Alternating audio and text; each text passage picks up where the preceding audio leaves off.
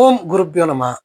ಎಲ್ಲ ನನ್ನ ಜ್ಯೋತಿಷ್ಯ ಬಾಂಧವರಿಗೂ ಈ ಜ್ಯೋತಿಷ್ಯ ಜ್ಞಾನವಾಣಿಯ ಮೂಲಕ ವಂದನೆಗಳನ್ನ ಹೇಳ್ತೀನಿ. ಇವತ್ತು ಶನಿ ಮತ್ತು ಗುರುವಿನಿಂದನೂ ಅತ್ಯಂತ ಶ್ರೀಮಂತ ಯೋಗವನ್ನು ನಾವು ನೋಡ್ಬೋದು. ಅದನ್ನ ಯಾವ ರೀತಿ ಕಾಂಬಿನೇಷನ್ ಇದೆ ಅಂತ ನಾವು ಇಲ್ಲಿ ಕುಂಡ್ಲಿ ಮುಖಾಂತರ ನೋಡೋಣ. ಉದಾಹರಣೆಗೆ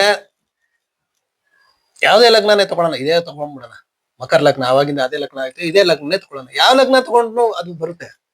ಎರಡನೇ ಮನೆಯಲ್ಲಿ ಶನಿ ಇದ್ದು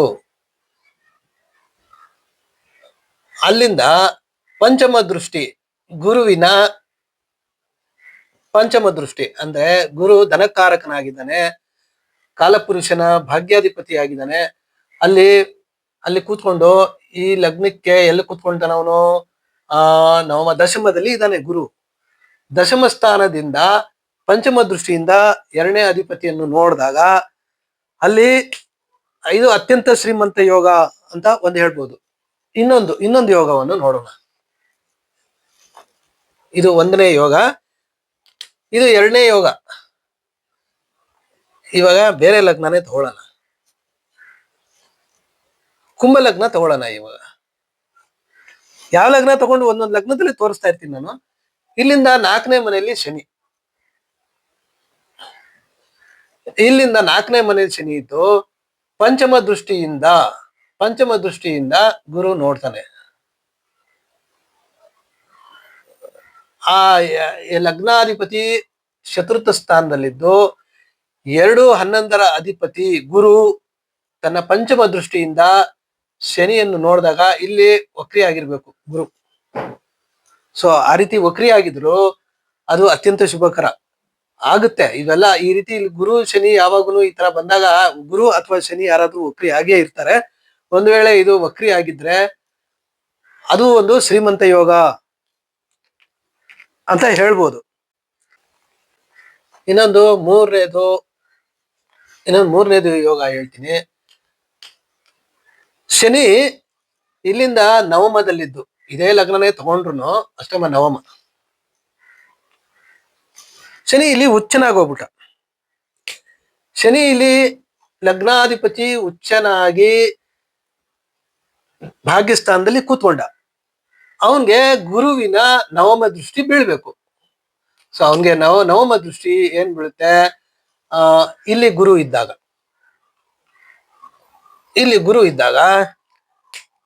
1 2 3 4 5 6 7 8 9 ಗುರುವಿನ ನವಮ ದೃಷ್ಟಿ ಬಿತ್ತು. ಇದು ಮೂರನೇ ಯೋಗ, ಅತ್ಯಂತ ಶ್ರೀಮಂತ ಯೋಗ. ಇವೆಲ್ಲ ಹೇಳ್ತಾ ಇರೋದು.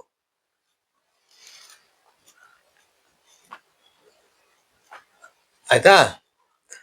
ಬೇರೆ ಲಗ್ನ ತಗೊಳ್ಳೋಣ. ಯಾಕಂದ್ರೆ ಬೇರೆ ಲಗ್ನದಲ್ಲಿ ತೋರಿಸಿದ್ರೆ ಎಲ್ಲ ಇದೇ ಲಗ್ನದಲ್ಲೂ ತೋರಿಸ್ಬೋದು, ಬೇರೆ ಲಗ್ನದಲ್ಲೂ ತೋರಿಸ್ಬೋದು.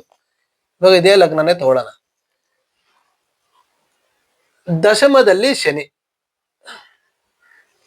ಇರ್ತಾನೆ. ಅಲ್ಲಿಂದ ನವಮ ದೃಷ್ಟಿ, ಈ ಗುರುವಿನ ದೃಷ್ಟಿ ಬಿದ್ರೆ ನೋಡಿ, ನವಮ ದೃಷ್ಟಿ ಎಲ್ಲಿ ಬೀಳುತ್ತೆ?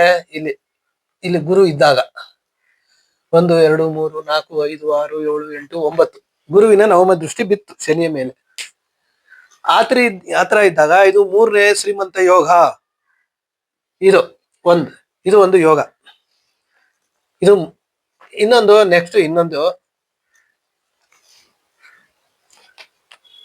ಶನಿ ಲಾಭಸ್ಥಾನದಲ್ಲಿ ಇರ್ತಾನೆ. ಈ ಲಗ್ನ ತಗೊಳ್ಳೋಣ.